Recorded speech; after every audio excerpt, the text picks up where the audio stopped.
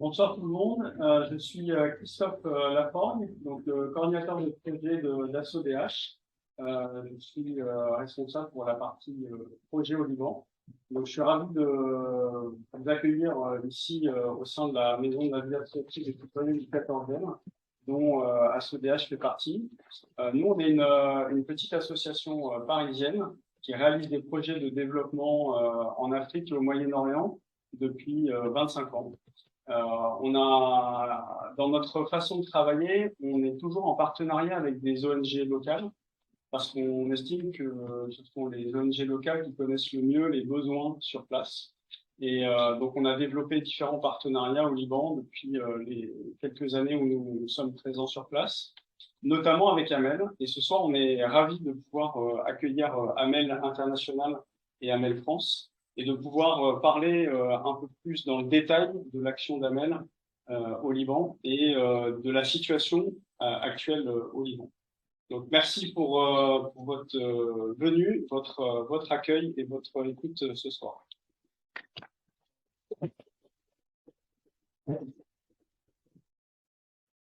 Merci beaucoup pour cette présentation. Maintenant, je cède la parole au président d'Amel France, Guy Cossé. Bonsoir. Tu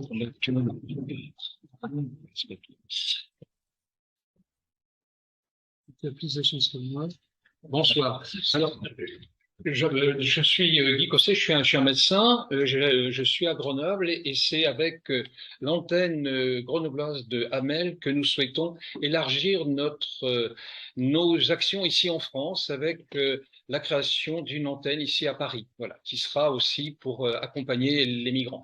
Alors, l'idée très simple et très originale de Amel, c'est qu'à partir, avec Joseph Dato, qui est mon vieux compagnon de route, on s'était rendu compte que c'était toujours les ONG du Nord qui allaient vers le Sud pour apporter secours, aide, etc., etc. Alors que finalement, on s'est rendu compte qu'on pouvait être sur un parfait plan d'égalité et que les ONG du Sud aussi pouvaient être des modèles pour les ONG du Nord. Ce qui fait que c'est à partir d'une ONG du Sud que nous avons pris ce dynamisme qui nous emmène maintenant donc ici en France et dans toute l'Europe avec Amel. Voilà, donc on est présent, Amel France est présent en France auprès des jeunes migrants pour les accompagner, ensuite et pour les protéger dans la mesure où on le peut.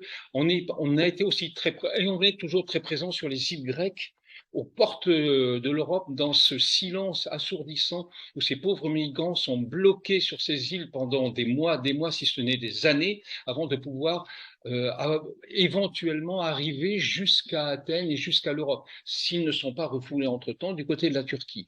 On est présent aussi dans toutes les situations d'urgence. On a été très présent au début en Ukraine. On est allé à Lviv pour donner des médicaments dans les hôpitaux psychiatriques, pour apporter un soutien donc à tous ces gens qui sont en migrance, aussi ces Ukrainiens qui sont aux portes. Et on travaille aussi aux portes de notre Europe. Et on travaille aussi dans des camps, dans des camps ouvert en Pologne pour les Ukrainiens, où on fait en particulier un accompagnement auprès des jeunes enfants. Voilà. Donc ça, c'est un peu les actions que nous avons.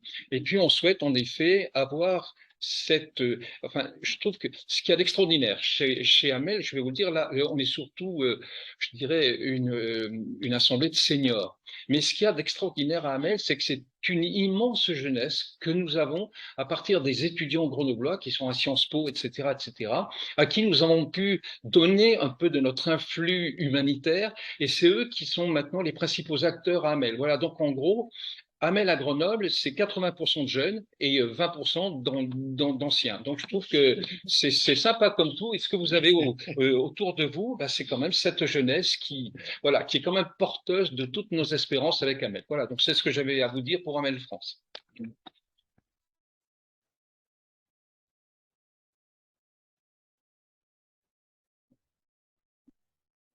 Je passe immédiatement la parole au docteur Cadel. Monsieur le Président. Merci beaucoup. Je peux rester debout? Oui, bien sûr, je peux le mettre.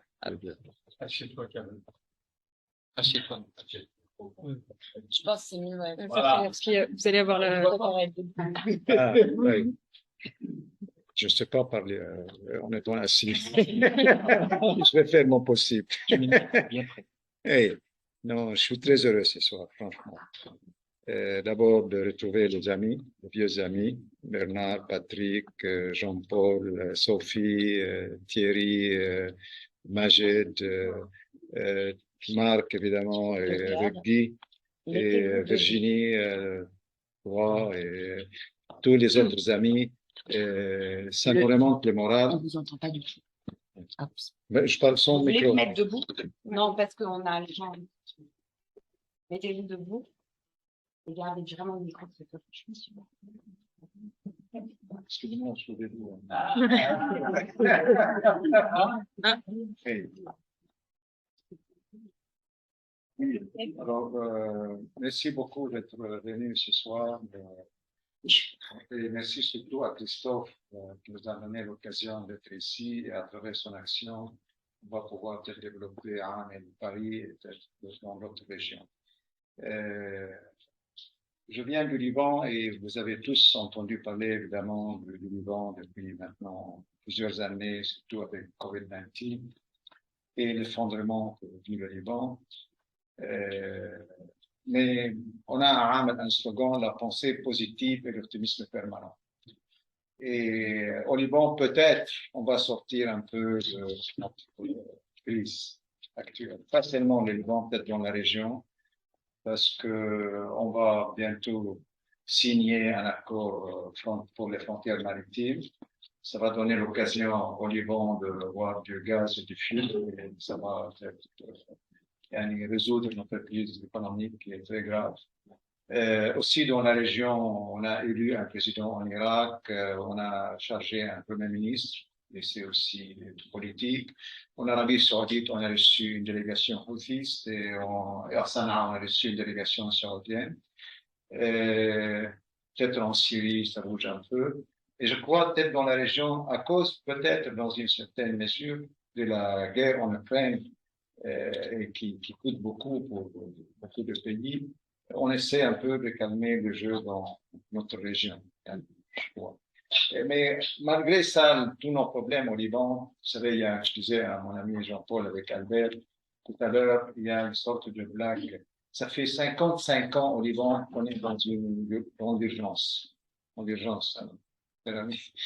Et on pose une question. Quel est le summum de l'optimisme? Une question. La réponse qu'un Libanais vous dise à demain. Parce que depuis 55 ans, on vit dans l'urgence, et on s'attend au pire. C'est pour ça qu'on est assez fort, parce qu'on s'attend tout le temps à un attentat, un accident grave, tout ça. On vit actuellement un effondrement. On cherche des médicaments, le fuel, de quoi manger. On a 82% des Libanais au-dessus de cette pauvreté, dont 35% dans une extrême pauvreté. Il y a évidemment le 17 octobre en 2019, il y a eu des soulèvements. La jeunesse, la femme, le drapeau libanais, son slogan confessionnel, ils veulent leur dignité. Et ça, c'est une bonne chose. On a une opinion publique maintenant. On dit tout sur les politiciens. Et on a une classe politique criminelle. Le Liban, c'est un pays de ressources humaines par excellence. Être dépourvu de quoi manger, des médicaments, c'est inacceptable. Mais on a une chose positive, ce qu'on appelle la résilience. On est très fort, on se débrouille. Là, on a réouvert l'hôtel Phoenicia, le grand hôtel, il y a 600. On a réhabilité un grand cinéma au centre-ville maintenant. On a ouvert un grand restaurant à Contari. Les Libanais, ils travaillent. Évidemment, il y a un diplomate, un ami à moi, européen, qui dit les Libanais, c'est un excellent individu, c'est un exécrable citoyen.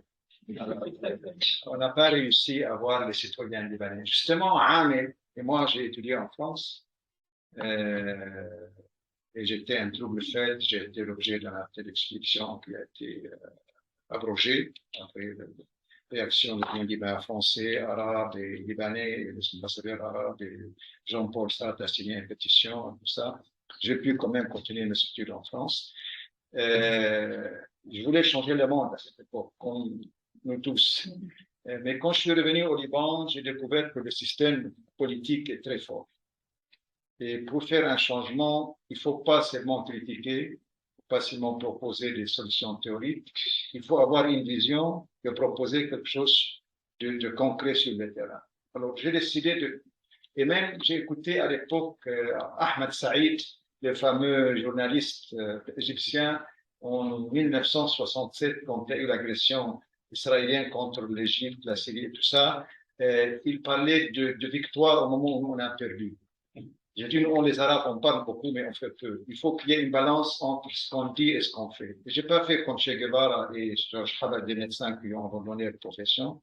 Tout le temps, à travers ma profession, on a une vision radicale, non confessionnelle pour les changements civils, mais toujours à travers la profession sur le terrain.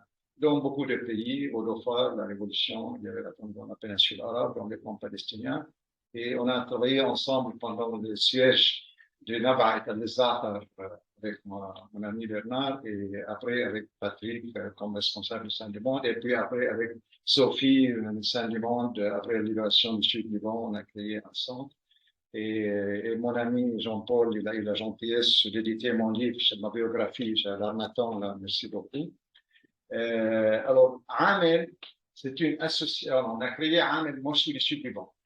Et ma ville a été complètement détruite en 1978, une agression israélienne dans le sud. Et la première maison qu'on a fait sauter, notre maison familiale, parce que nous, on est des paysans, on a fait des études, et on a commencé à faire face aux féodaux. Alors, ils nous attaquaient avec des haches, avec des machettes, et je me rappelle, le fils du chef féodal, il a insulté ma mère. Vous savez, ce sont des choses qui vous restent. Et ce qu'on fait, c'est pas pour quoi que ce soit, c'est une revanche. On essaye de donner aux autres ce qu'on n'a pas eu nous-mêmes. Moi, je n'ai étudié comme des écoles publiques, et j'ai étudié par hasard. Mon tonton, il n'y avait plus d'argent avec mon père. Il a envoyé les plus âgés à Montpellier, dans les écoles privées, mais moi, il était fauché, il a vendu un morceau de terre pour que j'aille en France faire des études.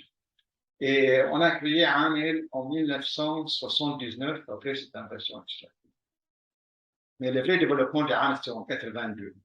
La deuxième invasion, le siège de Beyrouth, ouest de la banlieue sud, et là, justement, MDM et MSF, comme on a travaillé ensemble à Navaï, les Arabes sont venus au Liban à travers Amel. Et on est comme MSF contre une Nobel, tout le monde me félicitait, c'est la même association. Alors, Amel, pendant la guerre, avait tout de suite 3 hôpitaux de campagne, 30 centres, 27 ambulances. On a fait évacuer 1200 blessés sur les hôpitaux français. Bernard est devenu ministre, il a pris 550 blessés. La France a payé 20 millions de dollars. Aux États-Unis, avec Arab American Anti-Discrimination Committee, en Italie, en Belgique, au Koweït, on a fait monter 400 prothèses avec le gouvernement hollandais. C'était la plus grande organisation et c'était sous l'ombrelle du mouvement national, la gauche. Alors moi, il y a une chose, j'ai jamais adhéré à un parti politique. C'est drôle. Moi, je ne sais pas pourquoi. Avec Albert, on était en France, j'étais le secrétaire général du Libanais en France, c'était le vice-secrétaire général. Alors, maintenant, on a 30 centres, on a 6 cliniques mobiles, on a des unités mobiles éducatives, et on a une unité de protection pour les enfants de rue avec le service social international. Et je déjeunais à midi avec M. Xavier Emmanueli, avec Virginie, et on travaille ensemble. Il va venir au Liban prochainement. Alors, on a 3 slogans. Le premier, la pensée positive et l'optimisme permanent. Mais je vais seulement dire un mot sur la géographie de nos centres. La guerre civile a commencé entre un quartier chrétien qui s'appelle Ain Roumani et les musulmans chiites. On a 3 centres à Ain Roumani et 3 centres chiites. M. Macron a visité le centre d'Ain Roumani et je lui ai dit qu'à l'époque, qu'il parlait, en France, on parle de 8 000 migrants à Calais. Nous, on a 2 millions en France, au Liban, ce qui équivaut à 22 millions en France. Vous avez 10 000 Roms, vous avez expulsés. Je salue la solidarité des Libanais et c'est honteux que l'Europe ferme ses frontières et n'applique pas la 4e convention de Genève. Et malheureusement, maintenant, bien qu'on est solidaire avec tous les réfugiés, on voit le double standard avec les réfugiés ukrainiens qui ont des cheveux blancs et des yeux bleus, et nous, les réfugiés syriens, palestiniens, à Sarajevo, et qui meurent, ces gens-là. Alors, il y a un conflit entre les sunnites et les chiites. On a un centre à Arsal, une ville sunnite à la frontière syrienne. Daesh voulait incendier le centre a été protégé par la population. Ça, c'est une leçon pour tout le monde. Quand vous travaillez pour l'être humain, les gens vous protègent. À Kandilaz, on a aussi une ville sunnite, 50 staff, une unité mobile, une unité de protection. Et là, l'explosion du port, c'était le quartier chrétien qui est affecté. Alors, on avait une clinique mobile au port, une clinique mobile à Maram Khair, une clinique mobile pour les personnes âgées à Chapi. Il y a un grand centre à Chapi maintenant. On a 2 centres chez les Arméniens. Un autre à Beyrouth Ouest, à Ramazarif, un autre à Akoub qui dessert de ce village. Notre slogan principal. Comment développer l'humanité de l'être humain sans tenir compte de son appartenance politique, religieuse ou géographique. Aucun de nous n'a choisi sa famille, sa nationalité, sa religion. Ce sont des choses qu'on a héritées. Ce qu'on peut faire ensemble, c'est le vrai défi. Maintenant, les politiciens, ils parlent beaucoup d'identité parce qu'ils ne sont pas les décideurs, ce sont les financiers qui décident maintenant. Ils sont des serviteurs chez les financiers. Alors, ils vont à l'identité, l'islamophobie, les voiles, toutes des histoires identitaires et non pas les vrais problèmes de la société où les pauvres s'appauvrissent et les riches s'enrichissent partout, malheureusement, et les procès se la géante. Alors, on a 3 slogans. La pensée positive et l'optimisme permanent. Au Liban, dans notre tradition, on dit tout le temps, je suis le meilleur, ma famille est la meilleure, mon parti est le meilleur, ma confession est la meilleure, l'autre ne vaut rien. Il faut apprendre à dire nous, oui. Teamwork, comment on travaille ensemble, teamwork. Deuxième slogan, le 3P. Principe, position et pratique. On réfléchit, on dit et on agit. Au Liban, depuis 92, tous les ministres de l'énergie, ils disaient qu'on aura l'électricité dans 2 mois, 24 heures sur 24, on n'a pas d'électricité. Troisième slogan, on est en état de guerre avec Israël. Dans la société, il y a des amis, les neutres, des adversaires. Comment renforcer les rapports entre amis? Comment transformer notre ami et comment neutraliser l'adversaire? Au Liban, la culture, c'est tout le temps de parler des problèmes et de critiquer. Et vous, en France, vous dites que la critique est facile, mais là, elle est difficile. La feuille de route, 6 points. Je termine par ça. Vous, en Occident, comme vous dites, l'action humanitaire, c'est l'urgence.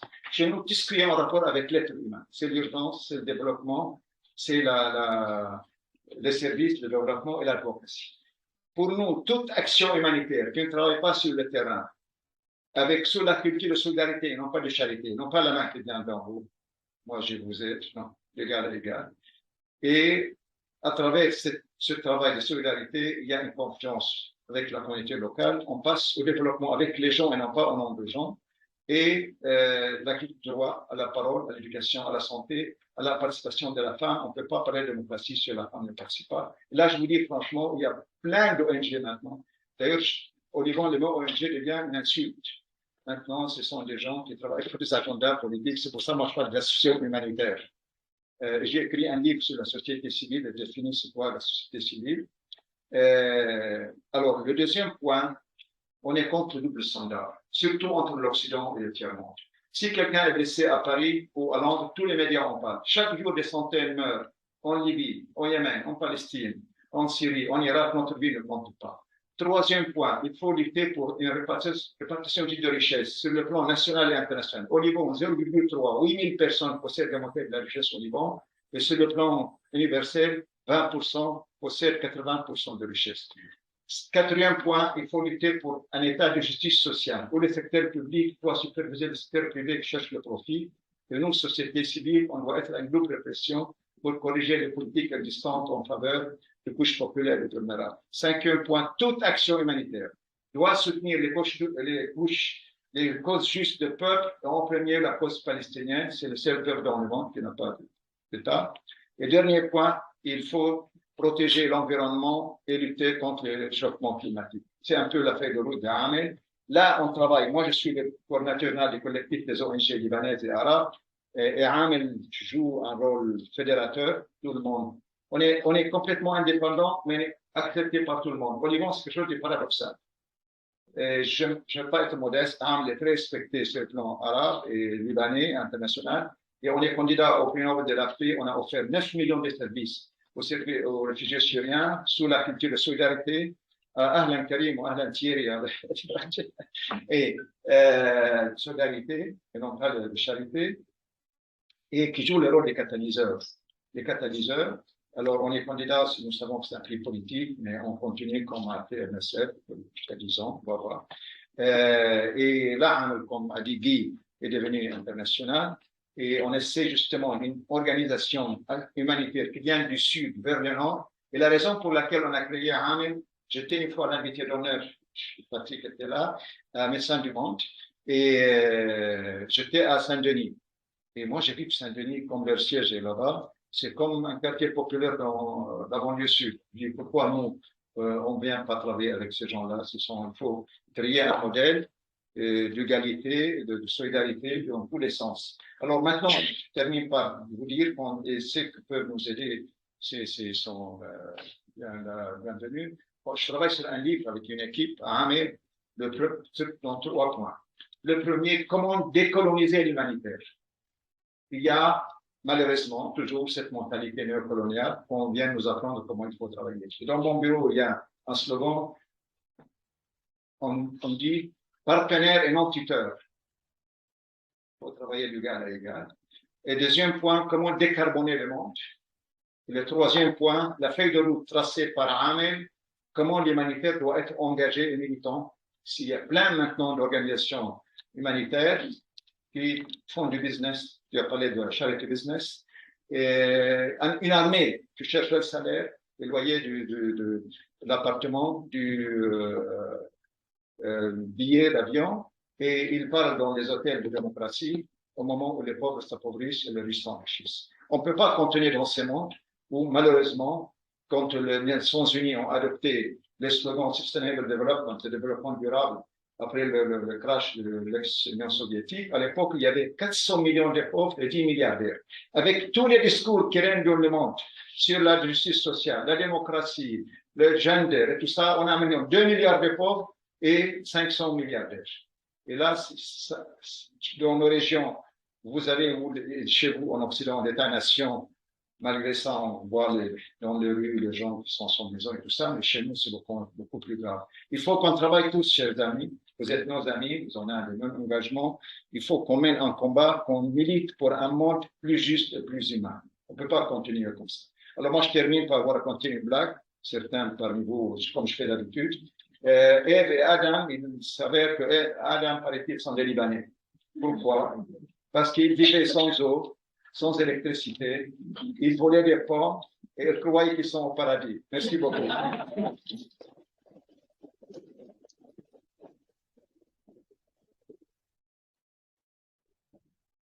Merci, Maître Kamel, pour cette belle leçon de lucidité, mais aussi d'engagement, de volonté et de courage. Et nous vous souhaitons les meilleurs vœux pour le prix Nobel. Je pense que j'exprime un peu le sentiment de tout le monde ici. Nous espérons que Amel se verra attribuer le prix Nobel qui est amplement mérité par cet engagement multiforme. Merci beaucoup. Merci. Et maintenant, j'ai passé la parole à Virginie. Bonsoir.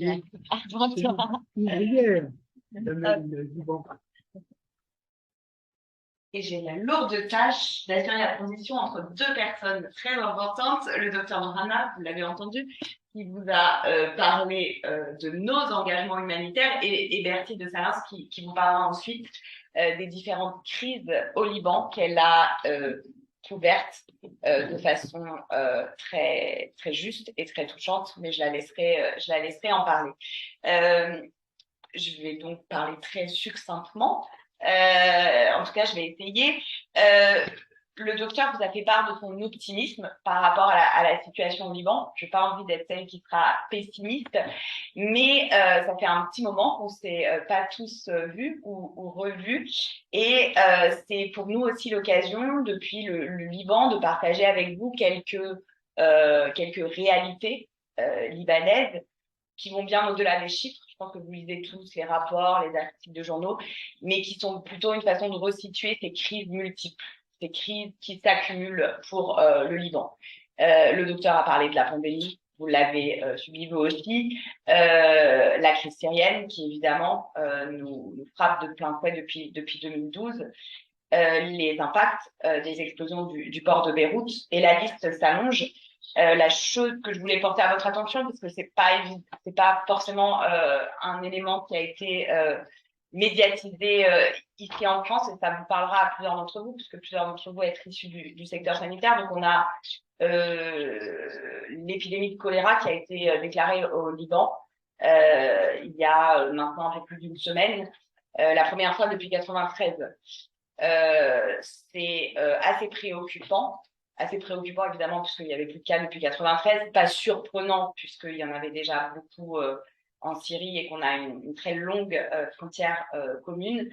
Mais par contre inquiétant évidemment parce que ça stigmatisera éventuellement une partie de la population de laquelle est originaire ces cas. Je pense que vous êtes de toute façon aussi habitués à ce genre de choses en France, à la stigmatisation, mais en tout cas, ça nous inquiète beaucoup. Donc, les crises continuent, perdurent. Il y a de l'espoir, le docteur Mohanad l'a dit, et surtout, il y a de l'engagement. Et c'est là-dessus sur quoi je voudrais revenir. On a 1400 personnes qui travaillent avec nous au Liban, donc qui sont des travailleurs, des travailleuses, des volontaires. Il y en a plusieurs d'ailleurs qui nous suivent en ligne ce soir, donc on les salue. Et c'est grâce à eux qu'on arrive dans 30 centres, 6 unités mobiles médicales, 2 unités mobiles éducatives et une unité mobile de protection, à mettre en œuvre des programmes sanitaires, éducatifs, de formation professionnelle, de souveraineté alimentaire et j'ai oublié, santé mentale, je crois. Voilà, et de santé mentale et de protection, pardon. Et donc, c'est grâce à eux qu'on arrive à faire tout ça. Et on aurait évidemment pu s'arrêter là, mais il y a eu cette volonté, bien avant que toutes ces crises s'accumulent, il y a une dizaine d'années, effectivement, d'exporter cette expérience et de l'exporter dans le respect des principes du partenariat. C'est pas toujours facile de respecter ces fameux principes de partenariat. Je pense, Virginie, que tu reviendras aussi sur certains aspects de la localisation. Et c'est dans cet esprit qu'est né le mouvement d'Amel, avec Amel France, Amel Suisse, Amel États-Unis, Amel Italie, qui est la plus récente émanation d'Amel, qui a été enregistrée il y a maintenant 2 mois, et puis plusieurs sections qui sont en cours de création, notamment en Palestine et en Belgique, et plusieurs autres en Europe aussi. Pourquoi je vous parle de tout ça? Parce que aujourd'hui, pour nous, c'est un prétexte pour lancer un peu plus officiellement les activités d'Amel à Paris, mais surtout, on voulait insister sur cet aspect mouvement qui est celui d'Amel et sur ce soutien, votre soutien dont on a besoin pour encore continuer et porter davantage ce message, notre message de dignité humaine qu'on opérationnalise au Liban et qu'on veut encore et davantage opérationnaliser ici et ailleurs. La bannière le dit ici, hein, on veut avec vous sensibiliser, former, agir. Et donc, on a besoin pour ça de votre soutien ici à Paris, mais aussi et au-delà dans le cadre de ce mouvement. Et ça se fait, et là, c'est la super transition qui va pas être subtile du tout, mais on va quand même y arriver. Ça se fait aussi à travers la réciprocité. Donc, régulièrement, on accueille, et il y en a beaucoup dans la salle aujourd'hui, des volontaires français, européens, enfin, du Nord, au Liban, qui viennent pour nous aider, qui viennent pour apprendre aussi. Pour nous, évidemment, le mouvement facilite tout ça. Mais ce qu'on veut aussi faire, et c'est là aussi où on va avoir besoin de vous, c'est que nos amis libanais, palestiniens, syriens puissent eux aussi venir vers le nord, venir en France, venir en Europe, venir aux États-Unis, et eux aussi partager avec nous, avec le mouvement Amel, avec vous tous, leur expertise. Nous avons, je la cherche les yeux, ah bah elle est juste là devant moi. Nous avons Hanine avec nous qui est ce premier exemple en fait. Hanine qui travaillait avec nous à Beyrouth et qui maintenant travaille avec Amel France à Grenoble. Et ça, on veut continuer à faire ça. Pourquoi je vous dis ça? C'est le mot en conclusion. Les Libanais partent, je regarde personne partent en ce moment, c'est difficile. Et nous, on pense que c'est vraiment très important que cette jeunesse libanaise parte, mais pour mieux revenir. Et on compte vraiment aussi là-dessus sur votre soutien. Pour nous, c'est toute l'idée de ce mouvement et de cette solidarité. Je sais qu'on n'a pas besoin de vous convaincre, mais on a besoin de vous comme soutien ici à Paris et au-delà. Et de témoignages aussi. Voilà. Merci Virginie.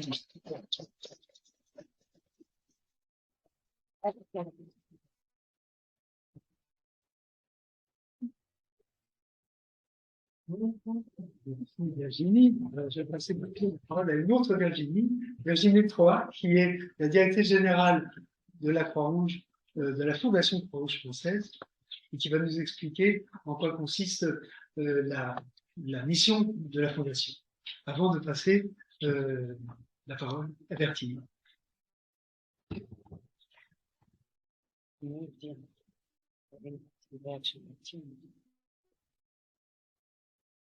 Bonsoir. Alors, je suis très honorée d'être cette soirée si symbolique et importante pour Amel. C'est toujours très touchant de voir aussi la naissance d'une association qui concentre finalement, qui concentre des engagements et qui porte une cause. C'est aussi cette inauguration d'Amel. C'est aussi important de voir ce que signifie la transnationalisation aussi d'une ONG qui est portée par son fondateur et qui a commencé sur une idée.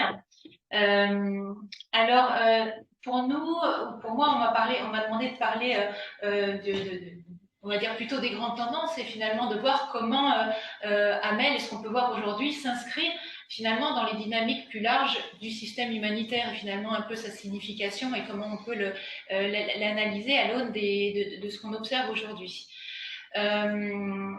C'est un peu le moment pour nous de se poser sur cette relation finalement si complexe et si évidente en même temps du local et de l'international, et également sur le rôle de la recherche pour repenser en diversité de manière inclusive le ou les nouveaux paradigmes de l'aide dont vous soulignez si bien les paradoxes. Alors donc moi je suis de la Fondation Croix-Rouge française, c'est une initiative qui a été créée par la Croix-Rouge française pour se consacrer entièrement à la recherche. Et en fait on est né en 2013 pour analyser les transformations de l'humanitaire international. Nous avons lancé en 2014 notre premier programme postdoctoral sur la transition humanitaire. Et en fait, le moment était important parce que c'était juste au début des préparations du sommet humanitaire mondial qui commençait à vraiment à se poser sur tous les continents en préparation de 2016. Alors l'aide humanitaire doit être aussi locale que possible et aussi internationale que nécessaire. C'est cette déclaration, en fait, cette conclusion qui a clôturé le sommet mondial humanitaire et qui inaugure alors un nouveau concept. C'était une notion émergente qui s'appelle la localisation de l'aide et qui a été considérée par certains auteurs comme un tournant dans le système humanitaire. Avec cette mise à l'agenda de la localisation, l'enjeu de l'intégration et du financement des ONG et des pays bénéficiaires de l'aide, finalement, n'a jamais été autant mis en débat sur la scène internationale. De 2010 à 2014, ces ONG, nationales ou locales, n'ont en effet reçu que 0,3% de l'assistance humanitaire internationale, un chiffre baissant à 0,2% en 2014. Finalement, un résultat très paradoxal, alors que les acteurs locaux, nous disent la Fédération internationale à Croix-Rouge et les Croissants-Rouges, sont le plus souvent les premiers à répondre aux crises et catastrophes. Alors, pour remédier à cette situation, le sommet mondial de 2016, qui a lieu à Istanbul, s'est conclu sur plusieurs accords et engagements. Alors, le premier, ça a été l'accord du Grand Bargain. Il a été lancé avec deux objectifs clairs, dédier 25% des financements humanitaires internationaux aussi directement possible aux acteurs locaux d'ici, c'était en 2020, et puis passant d'un système d'aide existant un peu avec des cascades de services à un modèle finalement d'aide plus ciblé, direct et répondant aux besoins. Cet accord a été accompagné aussi par exemple, la charte pour le changement, Charter for Change, une charge qui demande aux organisations du champ humanitaire de reconnaître que les acteurs nationaux et locaux peuvent jouer un rôle accru et plus important dans le déploiement de l'aide humanitaire et fixant des engagements communs à tous. Il s'accompagne également, par exemple, de la constitution d'un réseau d'organisations du Sud qui s'appelle le réseau NIR, qui a pour objectif de connecter les organisations de la société civile en faveur justement de ce partenariat plus juste et équilibré au sein du dispositif humanitaire international que vous appelez de vos voeux. Alors que les agences de l'aide, les agences bilatérales, il y a des plateformes de coordination, les ONG internationales débattent finalement de comment on va faire ça. Finalement, seulement 0,4% des financements internationaux bénéficient en 2017 à des ONG locales ou nationales. Donc, un très maigre progrès au vu des 25% promis, mais en 2020, c'était sur les acteurs locaux en permanence, mais il y a quand même un gros gap. Alors, ce chiffre, évidemment, fait craindre un décalage profond entre les discours et les réformes effectives, alors même que les acteurs les plus sceptiques soulignent la contradiction entre une déstabilisation des organisations locales en temps de crise et finalement cette approche de la localisation qui vise à leur donner plus de moyens. En 2019, le Grand Bargain, c'est 34 États bailleurs signataires. Et aujourd'hui, pourtant, la dépendance des ONG des pays bénéficiaires de l'aide internationale semble toujours aussi manifeste au sein d'une économie du secteur humanitaire qui se complexifie et reste inégalitaire, vous l'avez bien souligné. Alors, on parle beaucoup d'humanitaire local et c'est vrai que là, c'est aussi une vraie question finalement. Qu'est-ce que ça veut dire l'humanitaire local? Alors, est-ce qu'il se formule en opposition internationale? Quelle différence entre les acteurs locaux, publics, privés, communautaires? On a un concept finalement qui reste très mouvant. Et il n'y a pas aujourd'hui de définition consensuelle. Dans les rapports sur l'aide humanitaire, gouvernements et associations des pays bénéficiaires peuvent être catégorisés d'acteurs locaux en opposition aux ONG internationales ou aux organisations internationales. Mais certaines ONG internationales finalement opèrent déjà avec une grande majorité de personnels locaux ou nationaux. Donc finalement, on a une frontière qui est assez floue. Et finalement, là, avec Amel, on peut se poser une question qui est importante. C'est finalement, entre international et local, est-ce qu'il n'y a pas une réflexion importante qui manque sur le national et l'entre-deux finalement? Alors, on a un national local. Vous prenez par exemple la Croix-Rouge. La Croix-Rouge libanaise fait aussi un travail extraordinaire avec les mêmes principes d'humanité, les mêmes principes humanitaires. Elle a cette relation à ces unités locales, par exemple, sur tout le territoire. On peut parler entre le national et le régional. Vous avez des ONG comme Amref en Afrique de l'Est, au Kenya, qui travaillent depuis des décennies et qui sont très présentes dans la région et en Afrique. La relation entre des ONG qu'on pourrait qualifier locales, mais en fait, c'est des ONG nationales mais internationales, comme Alima ou aujourd'hui le mouvement Amel. Donc finalement, entre ces arènes les plus micro et ce niveau supranational, le système humanitaire n'a-t-il pas fait l'impasse sur ce qu'incarnent les organisations comme Amel aujourd'hui, c'est-à-dire une action humanitaire autant connectée à l'engagement bénévole, à toute cette et finalement au territoire, qu'aux flux internationaux de l'aide et de ces réseaux. Et finalement, n'est-ce pas là que se situent les plus grandes mutations et innovations?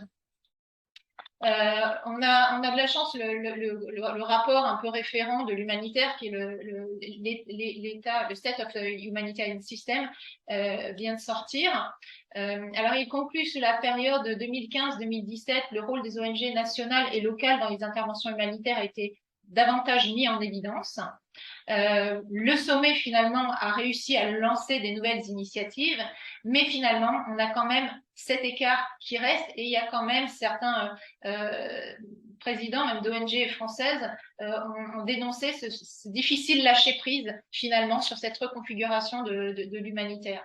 Et pourtant, ce sujet n'est pas nouveau, pas du tout, puisque depuis les années 1960, on avait déjà des ONG de développement qui tiraient la sonnette d'alarme.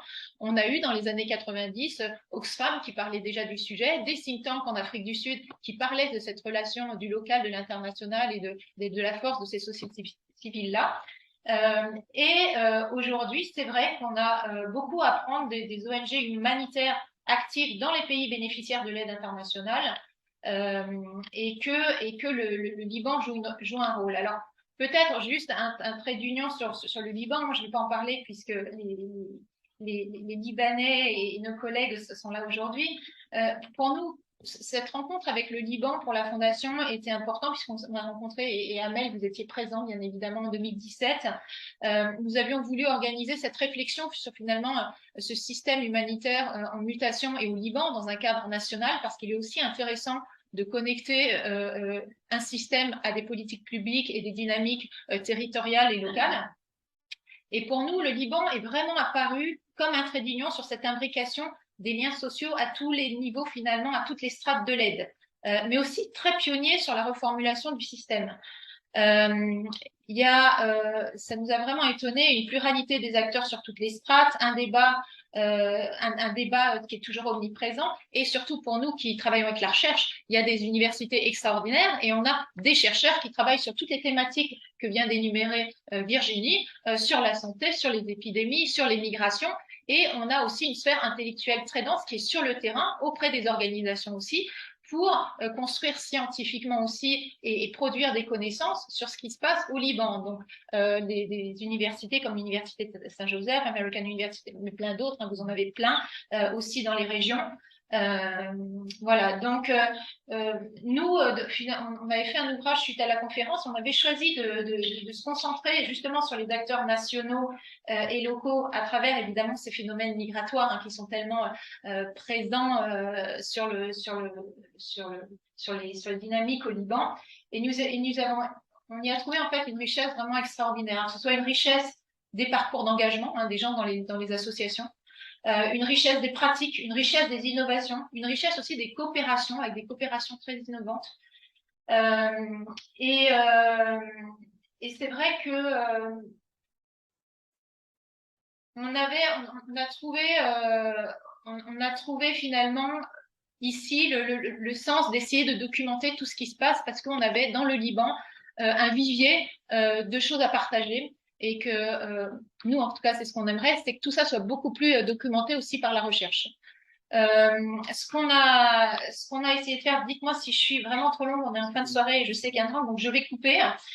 Deux mots sur ce rôle, nous, qui nous tient à cœur de la recherche. On a regardé les derniers chiffres. Alors, le Covid, on pensait que ça allait. C'est vrai qu'il y avait cette idée que ça a favorisé à un moment donné ce lien avec le local. Et il y a beaucoup de choses qui ont changé au niveau du système humanitaire, et on s'est dit c'est peut-être une remise à zéro. Mais en fait, ça n'a pas changé beaucoup. Il y a certains phénomènes sur cette relation du local et international qui se sont même aggravés. Nous, ce qui est vraiment important, le rapport là, le State of the Humanitarian System, dit bien que ça fait partie d'un ensemble plus large de problèmes de diversité, d'équité et d'inclusion.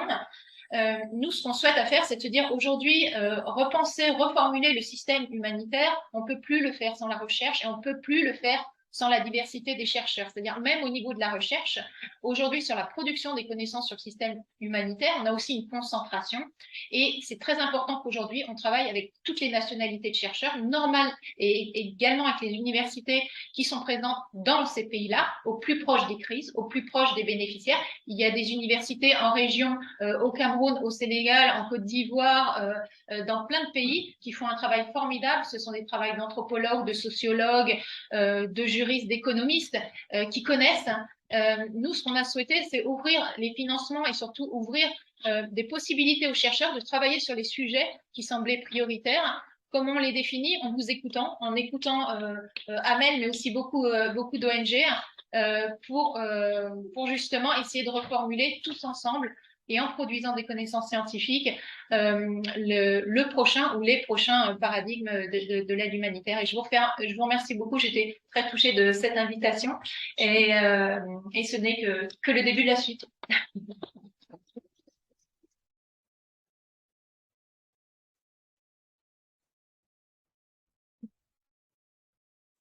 Merci beaucoup pour cet éclairage de la relation entre les acteurs et les observateurs, les analystes. Je passe maintenant la parole à Bertille, qui va nous éblouir avec d'abord son expérience et puis la traduction de cette expérience dans ces magnifiques tableaux que vous voyez là. Merci Bertille. Déjà, je ne sais pas si je vais vous éblouir, mais en tout cas, je vais essayer d'être brève parce qu'en général, ce que je veux raconter, je le fais à travers mes planches de bande dessinée.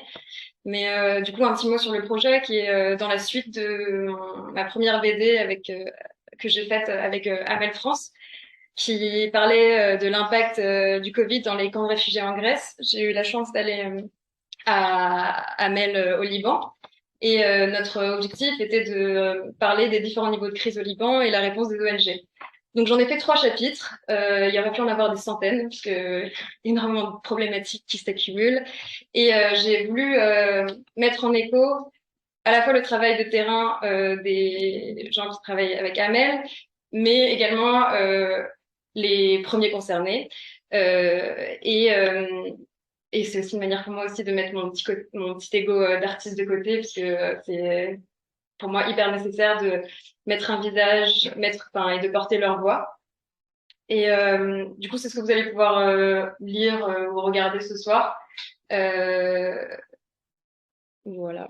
Et je crois que c'est à peu près tout ce que j'ai à dire.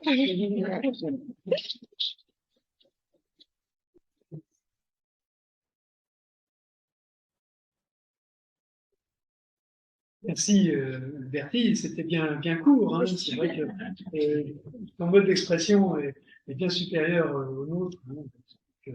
Ces planches sont magnifiques et sont très parlantes. Hein, effectivement, c'est une situation parfois dramatique, mais on peut aussi faire une œuvre et transmettre un message à travers des bandes dessinées. Tu nous le prouves là, et j'espère, nous attendons tous la suite, hein, bien sûr.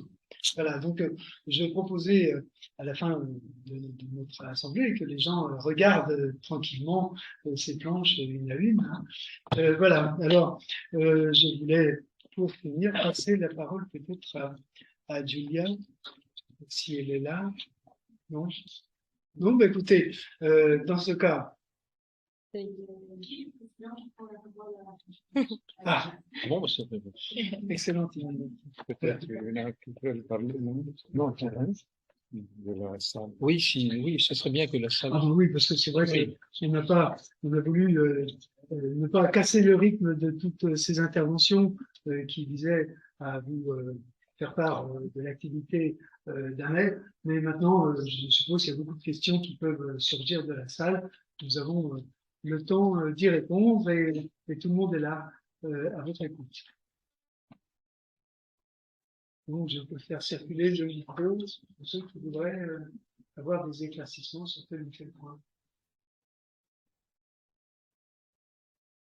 Ah, Bernard. Oui, alors je sais pas besoin. Bon. Je vous avec le Je voudrais vous dire, enfin, je voudrais parler à Kamel, mais c'est un peu intime. Donc, je vais faire semblant de vous le dire à tous. Amel est un des mouvements, peut-être le mouvement, qui m'a le plus impressionné au monde. Parce que, franchement, faire un mouvement humanitaire au Liban, on va avoir envie. Si je vous racontais où j'ai rencontré Kamel, dans quelles conditions, c'était à Bourj Amoun Nabara, en 73, 75. 75. Il était déjà grand, il était déjà extrêmement militant, extrêmement actif et efficace.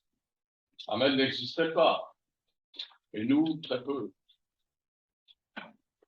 Mais toutes les conditions étaient remplies au Liban, et je vais résumer parce que je pourrais vous en raconter, pour que lui, Kamel Mohan, soit à l'origine d'un mouvement unique au monde. D'abord, dans le monde arabe, comme on dit, le Liban n'était pas un très bon exemple. Par certains côtés, si. Par son développement, par l'entre-gens, par l'éducation qu'il pouvait fournir de ci, de là, par tout le monde, etc. Oui, il y avait beaucoup de choses pour développer Ahmed. Il y avait des guerres tout le temps. C'était aussi une chance de développer Ahmed. En tout cas, j'ai toujours vu, depuis 73, ce qui fait quand même, combien ça fait, 25 et 25, 50 ans. Quand même, c'est toujours le même. Je ne dis pas, je pourrais le dire, qu'il était un peu plus vieux. Non. Créé ici, à Paris. Non pas la fin de sa trajectoire, mais il a eu raison de dire des pays en développement vers les pays développés. Eh ben, c'est une étape très importante. Il y a eu Amel en France, mais à Paris, à ma connaissance, il n'y avait pas. D'abord, je ne sais pas ce que vous faisiez, vous, province, hein. Vous auriez pu y penser, mais enfin, il n'y avait pas forcément. Bon, Kamel a toujours été le même. Il est toujours comme ça. Là, il a une cravate rouge, mais c'est assez fréquent. Est-ce que ça représente quelque chose d'avoir le rouge sur Amel? Enfin, le rouge sur Kamel. Ça représente un acharnement exceptionnel. Ça représente une invention permanente au milieu des difficultés qu'on ne peut pas imaginer. Parce que franchement, au Liban, je crois qu'on les combine tous. Bien sûr, c'est peut-être plus facile qu'au milieu du désert et encore. Et puis, ça s'est perfectionné à chaque fois. Alors, ce que je voulais vous dire, pas vous raconter ma vie, hélas, pas vous raconter la sienne, hélas, elle se mêle souvent, mais lui a fait, toi aussi d'ailleurs. Je voudrais vous dire que j'ai commencé par ça, j'admire profondément son action. Personnellement, j'admire profondément lui-même et sa famille. Et je suis très content qu'il vienne dans cette belle salle que je ne connaissais pas, avec les sièges tous pleins. Je sais qu'il a envie, enfin, il a envie pas lui seul, mais que la plus belle récompense, s'il y a une récompense possible dans l'humanitaire, j'ai beaucoup à dire ce que vous avez dit. Plus on combine, plus on réfléchit, plus on veut être scientifique, et plus je suis impressionné. Ça, c'est sûr. Voilà, je sais qu'à chaque fois, on pense à Kamel pour le prix Nobel de la paix, et c'est la seule chose qui pourrait lui convenir. Je pense que la trajectoire, le développement, l'entre-genre, l'invention, Kamel, me rend jaloux, bien sûr, mais enfin, me comble d'aise. Kamel, tu nous as à chaque fois surpris, rendu heureux.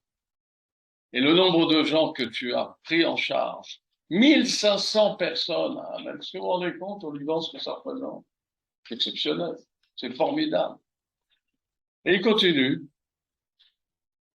Donc, pour nous, ici, pour des milliers, voire des millions de gens dans le monde, parce qu'il a travaillé dans bien des endroits, et en tout cas pour moi, personnellement, je suis profondément reconnaissant, profondément admiratif, et profondément réjoui finalement de tout ça. Ville Kamel Moana.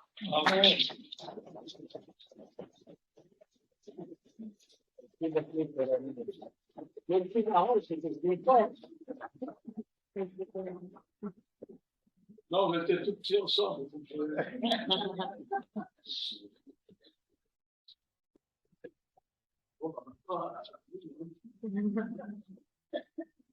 C'est 5 minutes. Bon, on a compris, il faut voir. C'est ça. Je ne peux plus, ça. Merci.